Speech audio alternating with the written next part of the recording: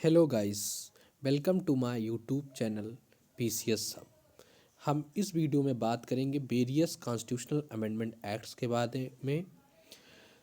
हमारा जो कॉन्स्टिट्यूशन है वो इनेक्ट हुआ था, हम लोग जैसे कि जानते हैं, 26 जनवरी 1950 को। और उस दिन को हम लोग रिपब्लिक डे के रूप में मनाते हैं। तो चलिए देखते हैं कि कौन कौन से संवैधानिक संशोधन हुए हमारे कॉन्स्टिट्यूशन में 1950 के बाद में। तो सबसे पहले शुरुआत करते हैं अपने फर्स्ट कॉन्स्टिट्यूशनल अमेंडमेंट एक्ट का। दैट इज कब हुआ था वो 1951 में। अगर हम लोग बात करें इस कॉन्स्टिट्यूशनल अमेंडमेंट एक्ट के, तो इसके तहत 9th शेड्यूल को ऐड किया गया था हमारे कॉन्स्टिट्यूशन में। कहाँ क्या हुआ था? 9th शेड्यूल को हमारे कॉन्स्टिट्यूशन में ऐड किया गया था। साथ ही साथ the matter mentioned in this schedule were excluded from the power of judicial review of the court. मतलब जो भी सब्जेक्ट इस शेड्यूल में ऐड किए जाएंगे, जो भी मैटर इस शेड्यूल में ऐड किए जाएंगे, उन सब्जेक्ट मैटर्स का जुडिशियल रिव्यू कोर्ट नहीं कर सकती। तो बेसिकली हुआ क्या था कि कोर्ट को जुडिशियल रिव्यू करने से इन सब सब्जेक्ट्स पर एक पाबंदी लगाई गई थी। किन सब्जेक्ट्स पर?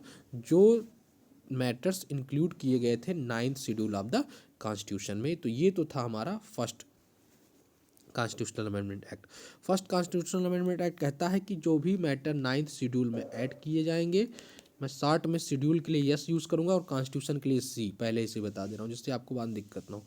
तो 9th शेड्यूल में जो भी मैटर इंक्लूड किए जाएंगे उसमें कोर्ट जो है, मतलब कि सुप्रीम कोर्ट या हाई कोर्ट, सुप्रीम कोर्ट और हाई कोर्ट जो है जुडिशियल रिव्यू नहीं कर सकती। उनके जुडिशियल रिव्यू को पावर को नल एंड वाइड कर दिया गया था इसमें। नेक्स्ट बात करें हमारा वो है 7th कॉन्स्टिट्यूशनल अमेंडमेंट एक्ट। अगर हम लोग बात करें अपने 7th कॉन्स्टिट्यूशनल अमेंडमेंट एक्ट की, तो हमारा 7th कॉन्स्टिट्यूशनल अमेंडमेंट एक्ट 1956 में हुआ था। इसके तहत by this the states were reorganised on the basis of language and the earlier 3 categories of were abolished and divided into 14 states and 6 union territories. इस amendment act के तहत क्या हुआ था कि स्टेट को फिर से रिऑर्गेनाइज किया गया। किसके बेसिस पे? लैंग्वेज के बेसिस पे, भाषा के आधार पर। एंड जो पहले की 3 कैटेगरीज थी उनको एबॉलिश कर दिया गया और जो टोटल स्टेट्स हैं उनको डिवाइड किया गया 14 स्टेट्स एंड 6 यूनियन टेरिटरीज में। मतलब मैं आपको बताता हूँ, अगर देखते क्या हुआ कि इस अमेंडमेंट एक्ट के तहत होता ये है कि जो पहले की 3 कैटेगरीज थी, फर्स्ट जो 3 कैटेगरीज थी, तो उनको एबॉलिश कर दिया गया। जिसमें जैसे पार्ट ए ऐसे करके था, पार्ट बी, ऐसे जो 3 कैटेगरीज थी उनको एबॉलिश कर दिया गया। और अब जो है स्टेट का रीऑर्गेनाइजेशन हुआ और टोटल जो स्टेट्स हैं, या कह सकते हैं जितने भी भारत में स्टेट्स की शाखाएं थी, उनको 14 स्टेट्स और 6 यूनियन टेरिटरीज में क्या कर दिया गया? डिवाइड कर दिया गया। और इस अमेंडमेंट में जो स्टेट्स हैं उनका रीऑर्गेनाइजेशन किया गया था किसके बेसिस पे? लैंग्वेज के बेसिस पे। तो कैसे स्टेट थे? लिंग्विस्टिक लैंग्वेज के बेसिस पे हुआ था। अब हम लोग बात करते हैं अपने नेक्स्ट कॉन्स्टिट्यूशनल अमेंडमेंट एक्ट के बारे में। तो हमारा जो नेक्स्ट कॉन्स्टिट्यूशनल अमेंडमेंट एक्ट था वो था 10th की बात करें तो इस एक्ट को लाया गया था 1961 में। इस एक्ट के तहत Dadar and Nagar Haveli was incorporated in the Indian union. भारतीय संघ का हिस्सा बन गए थे दादर एंड नगर हवेली। किस अमेंडमेंट एक्ट के तहत? 10th कॉन्स्टिट्यूशनल अमेंडमेंट एक्ट 1961 की। नेक्स्ट बात करें हम लोग 11th अमेंडमेंट एक्ट 1961 की। तो इस एक्ट के तहत क्या हुआ था? इस एक्ट के तहत the election of the president और the vice president can not be challenged on the basis of vacancy in the appropriate electoral college. Electoral college के बेस में वैकेंसी होने के कारण जो प्रेसिडेंट यानी राष्ट्रपति या उपराष्ट्रपति के चुनाव को चैलेंज नहीं किया जा सकता था। किस अमेंडमेंट एक्ट के तहत ये लाया गया? 11th amendment act. मान लीजिए प्रेसिडेंट और वाइस प्रेसिडेंट का इलेक्शन होता है, कोई एमपी या एमएलए वोट नहीं करता है, या किसी कारण से वो बीमार है या कोई समस्या हो जाती है, उसकी सीट खाली, उसकी वोटिंग खाली रह जाती है, वोटिंग नहीं देता है, तो उसके बेसिस पे इस अमेंडमेंट में ये लाया गया कि प्रेसिडेंट और वाइस प्रेसिडेंट के इलेक्शन को चैलेंज नहीं किया जा सकता। तो ये तो था हमारा 11th constitutional amendment act. Next की बात करें तो 12th कॉन्स्टिट्यूशनल अमेंडमेंट एक्ट आया। 12th कॉन्स्टिट्यूशनल अमेंडमेंट एक्ट के तहत गोवा, दमन एंड दीव किसमें इनकॉर्पोरेट कर लिए गए? इंडियन यूनियन में, मानी कि भारतीय संघ में गोवा, दमन, दीव को 12th कॉन्स्टिट्यूशनल अमेंडमेंट एक्ट 1962 के तहत इनकॉर्पोरेट कर लिया गया। नेक्स्ट बात करें 24th कॉन्स्टिट्यूशनल अमेंडमेंट एक्ट के तहत the parliament can amend any part of the constitution even the fundamental right. तो 24th कॉन्स्टिट्यूशनल अमेंडमेंट एक्ट 1971 जो आया, उसके तहत पार्लियामेंट अमेंड कर सकती है किसी भी पार्ट को, कॉन्स्टिट्यूशन के किसी भी हिस्से के संशोधन करने का जो पावर था, अधिकार था, उस पार्लियामेंट को दिया गया, यहाँ तक कि मौलिक अधिकार को भी। तो पार्लियामेंट फंडामेंटल राइट्स को भी अमेंड कर सकती थी। 24th अमेंडमेंट एक्ट के तहत ये पावर उसको दी गई। नेक्स्ट बात करें हम लोग 31st अमेंडमेंट एक्ट 1973 के बारे में। तो इस अमेंडमेंट एक्ट के तहत जो नंबर ऑफ लोकसभा सीट्स थी वो इंक्रीज कर दी गई 525 टू 545। तो अगर हम लोग बात करें तो क्या हुआ था इस अमेंडमेंट एक्ट के तहत, जो नंबर ऑफ सीट्स थी उसको इंक्रीज कर दिया गया, कितने से? 525 से 545। किस अमेंडमेंट एक्ट के तहत? तो ये हुआ था आपके 31st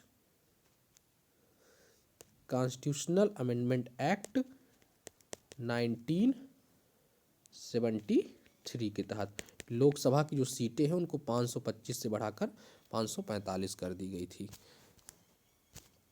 नेक्स्ट बात करें अगर हम लोग, तो नेक्स्ट हमारा था सबसे इम्पॉर्टेंट कॉन्स्टिट्यूशनल अमेंडमेंट जो अभी तक हुए हैं, वो था 42nd अमेंडमेंट एक्ट 1976।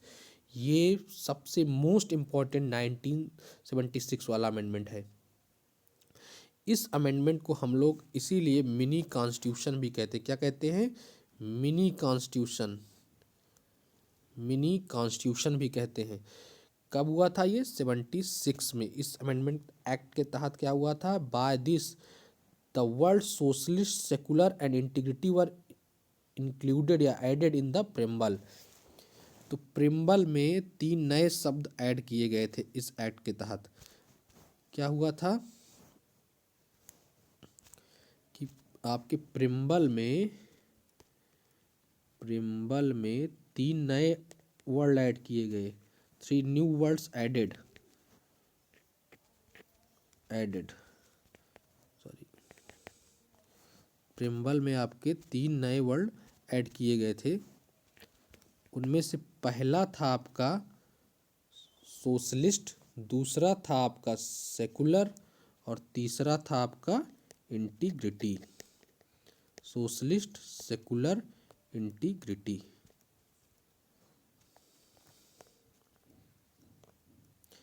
ये कभी कभी पूछ लेता है किस सीक्वेंस में आया था, तो ये भी आप याद रखिएगा, सोशलिस्ट, सेकुलर, इंटीग्रिटी।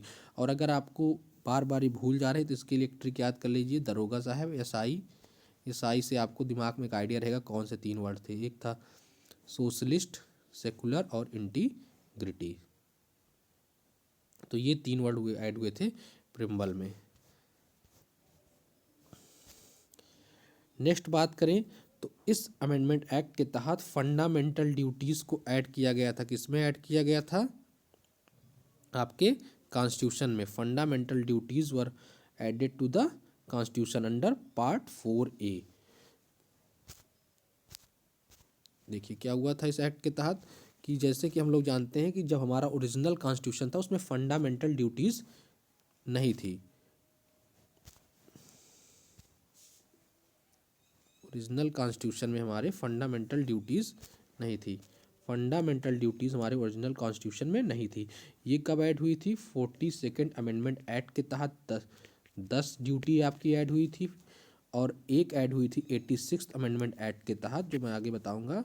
एक टोटल हमारी फंडामेंटल ड्यूटीज़ 11 है। कितनी है? 11। तो कब ऐड हुई थी?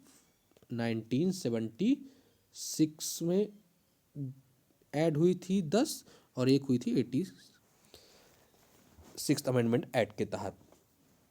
इस ड्यूटीज़ को ऐड किया गया था स्वर्ण सिंह कमेटी के रिकमेंडेशन पे। स्वर्ण सिंह कमेटी के रिकमेंडेशन के बेसिस पे इन ड्यूटीज़ को ऐड किया गया था। तो ये तो थे हमारी 10 फंडामेंटल ड्यूटीज़ जो ऐड हुई थी 46th अमेंडमेंट एक्ट 1976 के तहत। नेक्स्ट बात करें, इस अमेंडमेंट एक्ट के तहत the president was compelled to heed the advice of cabinet, मतलब प्रेसिडेंट को फोर्स किया गया, कंपेल किया गया कि वो जो एडवाइस है कैबिनेट की उसको मानना ही पड़ेगा।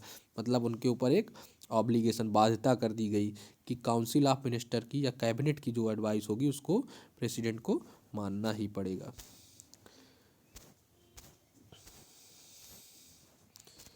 अब बात करते हैं हम लोग अपने नेक्स्ट कॉन्स्टिट्यूशनल अमेंडमेंट एक्ट की। तो वो था 44th अमेंडमेंट एक्ट 1978। इस एक्ट के तहत प्रेसिडेंट को पावर दिया गया कि वो बिल को रीसेंड कर सकता है। किसके पास? मतलब हाउस के पास। किसके लिए? रिकंसिडरेशन के लिए। जैसे मैं बात करता हूँ, आपको बताता हूँ कि क्या था। जैसे कोई बिल है, वो लोकसभा और राज्यसभा से पास हुआ और पहुँचा प्रेसिडेंट के पास। अब पहले क्या था कि प्रेसिडेंट को मान लीजिए इसमें कुछ खामियां नज़र आती, कोई लूप होल नज़र आता था, तो वो बिल वो वापस हाउस के पास नहीं भेज सकता था। मैं लिख दे रहा हूँ लोकसभा और ये राज्यसभा। अब लेकिन क्या हुआ, 44th अमेंडमेंट एक्ट 1978 के तहत वो बिल वो वापस भेज सकता था किसके पास? लोकसभा या राज्यसभा के पास। किसके लिए? रिकंसिडरेशन के लिए, पुनर्विचार के लिए। पहले ऐसा नहीं था। ये कब हुआ? 44th अमेंडमेंट एक्ट के तहत। नेक्स्ट बात करें हम लोग, तो नेशनल इमरजेंसी के कॉन्टेक्स्ट में भी कुछ चेंजेस हुए। क्या होता है इस अमेंडमेंट एक्ट में कि पहले जो था नेशनल इमरजेंसी जो था वो 3 बेसिस पे इम्पोज होती थी। नेशनल इमरजेंसी वो 3 बेसिस पे इम्पोज होती थी। इमरजेंसी वो आपके 3 बेसिस जो थे, पहला था आपका वार, दूसरा था एक्सटर्नल एग्रेशन, और लास्ट था आपका इंटरनल डिस्टरबेंस। क्या था? Internal disturbance. Internal disturbance. Internal disturbance. अब इस अमेंडमेंट एक्ट के तहत जो वर्ड इंटरनल डिस्टरबेंस है उसको रिप्लेस कर दिया गया, और इंटरनल डिस्टरबेंस की जगह पे न्यू वर्ड को ऐड किया गया, और वो वर्ड था आपका आर्म्ड रिवेलियन। क्या था? Armed rebellion.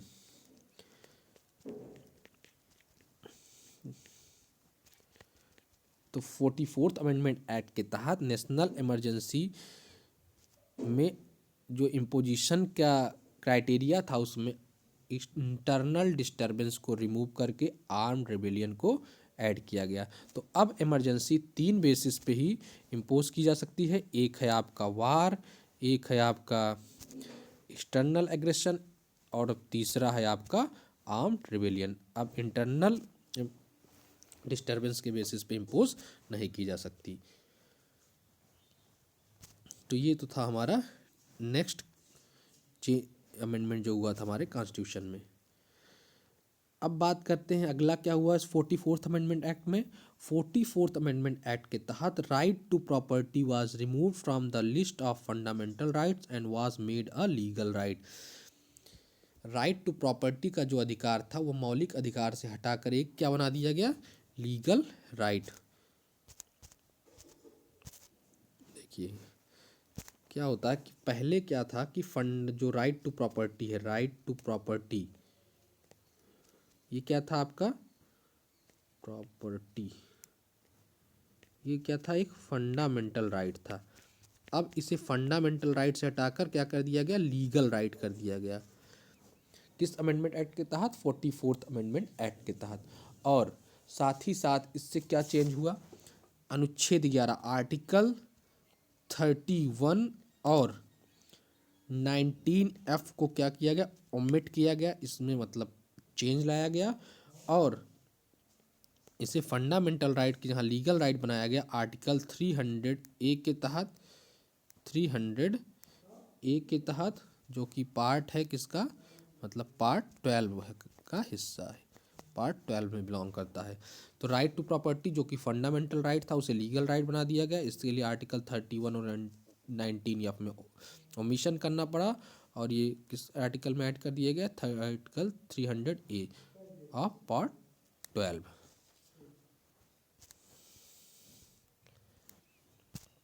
नेक्स्ट बात करें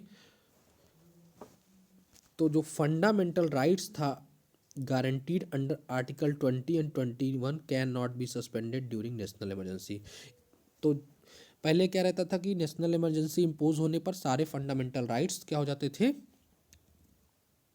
सस्पेंड हो जाते। जो 6 फंडामेंटल राइट्स थे after excluding right to property, वो 6 के 6 क्या हो जाते थे, सस्पेंड हो जाते थे। लेकिन इस अमेंडमेंट एक्ट के बाद आर्टिकल 20 अनुच्छेद 20 और 21 के तहत आने वाले जो फंडामेंटल राइट्स है, जैसे राइट टू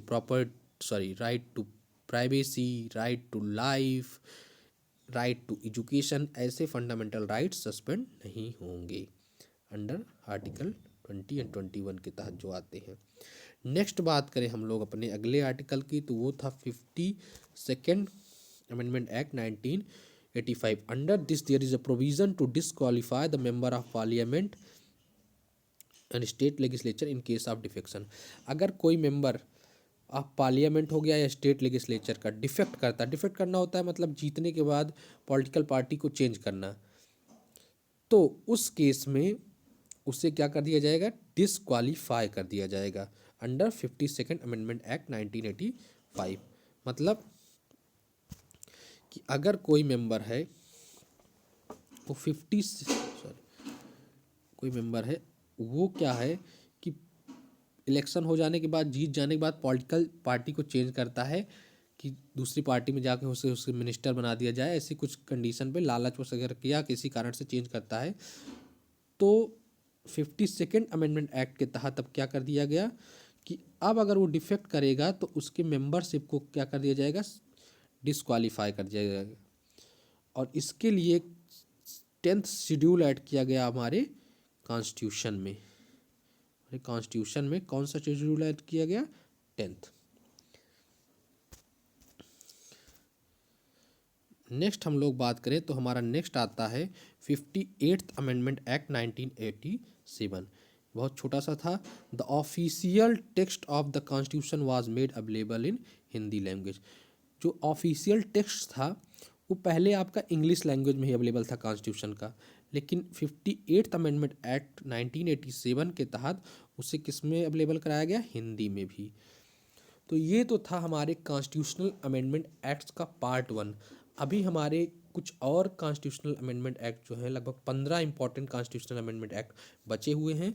हम उन सबको पढ़ेंगे पार्ट बी में, मतलब कि अपने नेक्स्ट वीडियो में। सो प्लीज़ मेरे चैनल को आप लोग लाइक करें, शेयर करें और सब्सक्राइब करें। एक सब्सक्राइब करने से मेरे लिए आप लोग एक बहुत ज़्यादा मोटिवेशन का काम करेंगे, तो प्लीज़ एक सब्सक्राइब ज़रूर करें। Thank you very much. This is all for this video.